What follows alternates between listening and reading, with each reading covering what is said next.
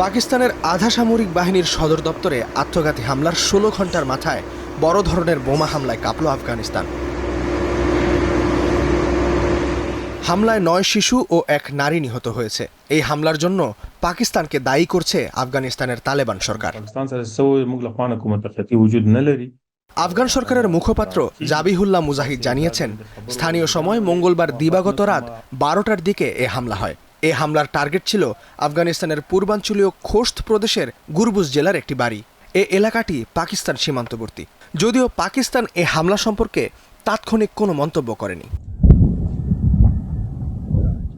এ হামলা নতুন করে দুই দেশের মধ্যে সংঘাত বাড়ার ইঙ্গিত দিচ্ছে।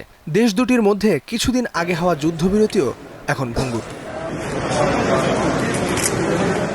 সোমবার পাকিস্তানের পেশোয়ারে আত্মঘাতী বোমা হামলার একদিন পরই আফগানিস্তানে এমন হামলা হলো।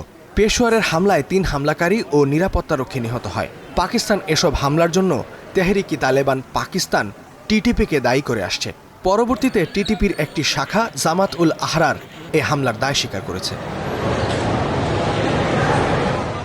এছাড়া সম্প্রতি পাকিস্তানের ইসলামাবাদ আদালতের সামনে আত্মঘাতী হামলায় ১২ জন নিহত হয়। এই ঘটনায় দেশটি দাবি করে আসছে ভারত সরকারের মদদে তালেবান এই হামলা চালিয়েছে।